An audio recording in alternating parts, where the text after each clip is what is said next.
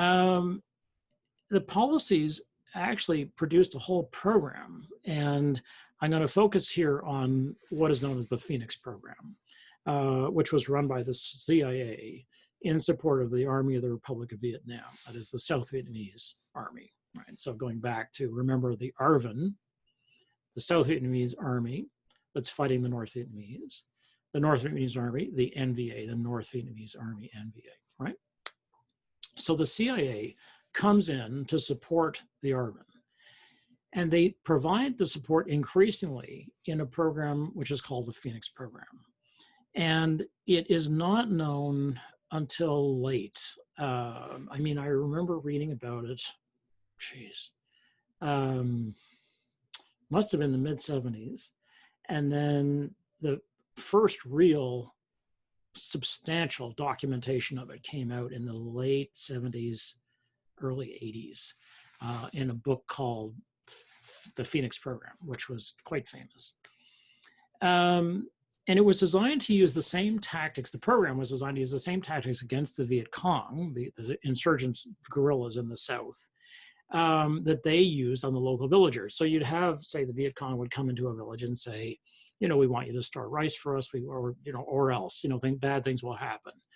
And they would also take hostages. And the Viet Cong would, I mean, this was war. I mean, nobody was playing nice.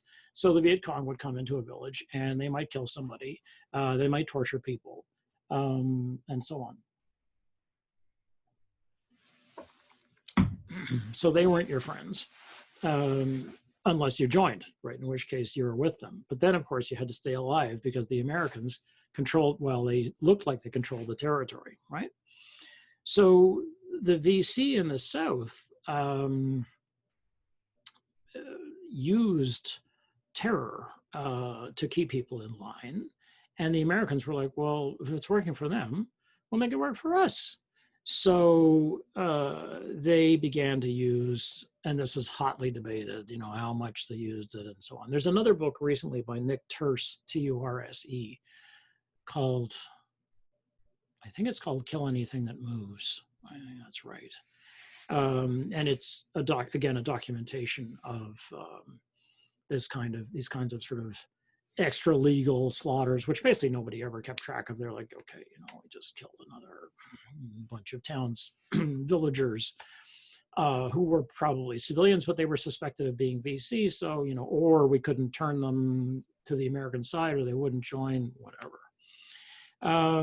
And so what the Phoenix Program consisted of was targeted assassinations. So you go and collect evidence, or you go and collect information about who's in the village nearby. You want to turn the village to be an American strong point or safety point. So you go and investigate, and you start getting people to rat out their fellow villagers in exchange for deals, safety, promises of going to the United States, various different things. Might just be rice, like maybe you're just going to say, oh, we'll supply you with enough rice for a year, or that kind of thing, which was nothing for the Americans in terms of the money. And then you start, when you figure out, somebody says, well, so-and-so is our real problem. They're like, okay, well, we'll kill them. But you don't tell them that, but then you appear one night and basically kill a person. And you leave the body staked out in the ground, or you don't just make the person disappear. You leave behind evidence of what you do as an American if people don't go your way, these targeted assassinations. You use torture, and which will come up in the wars in Iraq and Afghanistan. They used field phones, which have to be generated. There's a generator on a field phone. That's not true anymore. But they had to crank them. So you crank the phone and you can build up a charge, right? And then you can make a phone call. Well, they would crank these things that build up a charge and then shock people's testicles. And one very highly decorated soldier called it uncontrolled violence that ended up in wholesale killings. The thing about it was that it was enormously successful. And if you look at the numbers, this is one of these things. Now, this comes from the Military Review in 2006, and it was actually it was done by two military guys, one of whom is a retired lieutenant colonel. So they're almost always retired, and they're like, yeah, they're safe for them now to speak out.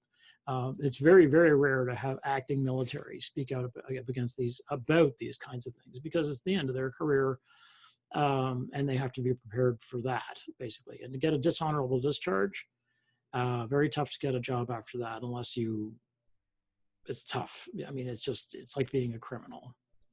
So, so this comes from a document, and if you're interested in it, you can get in touch with me. I can send you this document. But anyway, so this comes from a journal which is online, mostly online, called Military Review.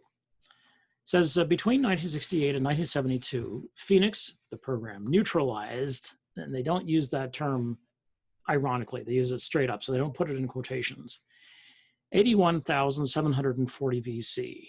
Okay, so 81740, 81,000 people, of whom 26,369 were killed. So 26,000 were just killed outright. This is half the number of the Americans killed in Vietnam, roughly. Right? This was the large piece taken out of the VCI. This is the Viet Cong infrastructure irregulars.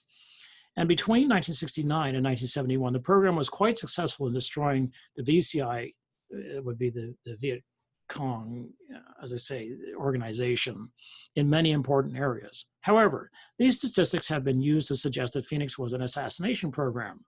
It was not. People were killed, yes, but statistics show that more than 2/3 of the neutralized VC were captured, not killed. Okay, so what happened to them, right? And the reality is, we don't know. And we will probably never know. The key book, okay, here I have the date. Yeah, oh, it's later than I thought. Oh boy, okay. This is what happens when you get to be older than dirt, like me. The book called The Phoenix Program appeared in 1990, and it was written by Michael Valentine. And it is a grim list of atrocities against the civilian population. The reason it was investigated again in 2006, which is when this review was that I'm reading from, is that it seemed like a model program for the military bogged down in Iraq and Afghanistan. They were like, well, maybe we should revive Phoenix. Like, what, how about Phoenix? Like, wasn't that a useful program? Like, didn't it work? Because they were fighting a fluid insurgency rather than a standing army.